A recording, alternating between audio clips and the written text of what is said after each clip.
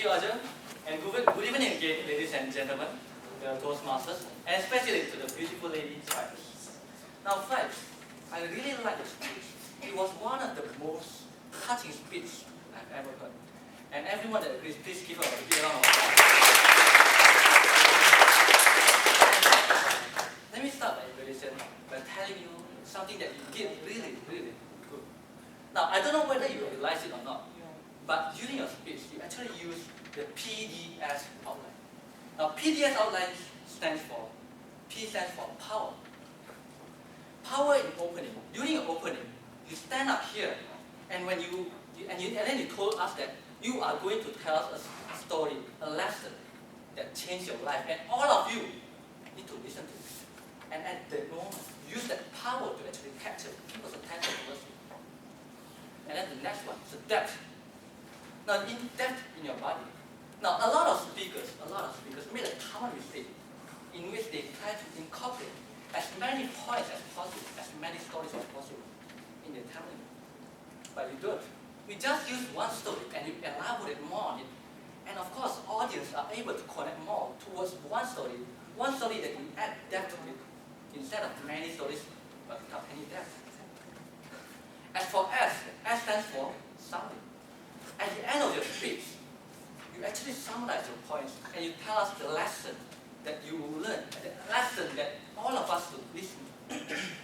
And that is very important in speech. Usually, when people are starting to forget, after a while, people will start to forget the speech. But what they will remember is the summary, the conclusion of the speech, which is why summary is one of the most important part of the speech. But of course, if there's one thing that I can recommend you to do, is that when you are telling a touching story, especially a story, you have to use more of your facial expression. You see, I don't know whether you realize it or not, but when you tell us the story that when you ignore your grandpa, you actually smiling a little bit. You were saying that, but I still ignore him. You see, when you're telling a touching story, expression is everything. When you're trying to connect your emotion towards the audience, you have to use your tone fidelity and your facial expression. For example, he's the guy who cares. He's the guy whom will come to me in just one phone call, but yet in the end, I still ignore him.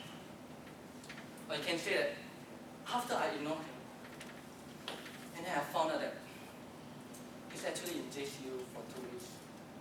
And I just found out about that. You see, when you use this facial expression, instead of just smiling on the way and use more tone variety, you're able to connect your emotions towards the audience. And you will make your speech a lot more engaging.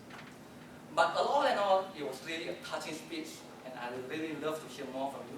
Keep using the PDS outline, which stands for power, depth, and summary, and try to incorporate more facial expression.